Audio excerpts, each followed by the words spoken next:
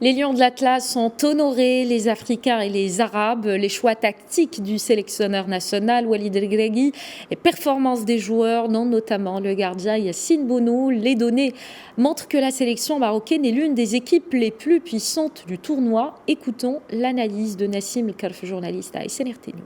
On a ouvert la voie en tout cas, parler d'histoire et qu'on compte l'écrire. Moi je dis qu'on l'a déjà écrite l'histoire en devenant cette première nation africaine à briser ce toit de verre en fait qu'on avait au-dessus de la tête, et on a réussi à le faire avec brio en sortant les gros.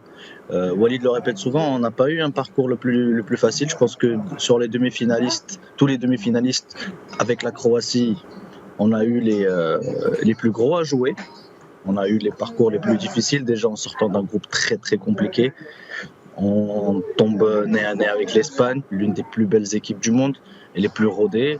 On tombe contre le Portugal, l'une des équipes qui compte le plus d'individualité, ils ont même un effectif meilleur que celui de la France aujourd'hui. En demi-finale, on tombe sur la meilleure équipe du monde.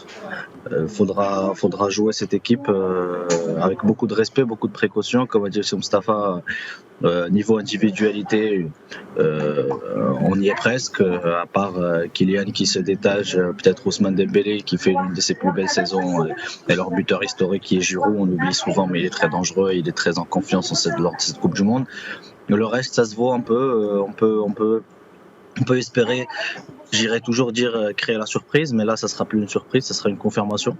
Espérant confirmer notre excellent état de forme, et puis que l'Afrique soit derrière nous et que le monde arabe le soit.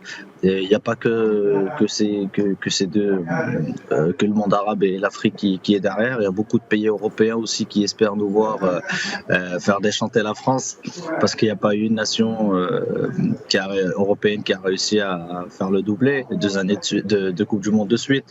Donc il y a beaucoup de rivalité dans ce sport. Je pense que le soutien et toutes les bonnes ondes dont parlent souvent les sélectionneurs, les joueurs ils le sentent, et je pense qu'ils seront prêts à donner le maximum et à surtout se surpasser face aux champions du monde et face à la meilleure équipe du monde.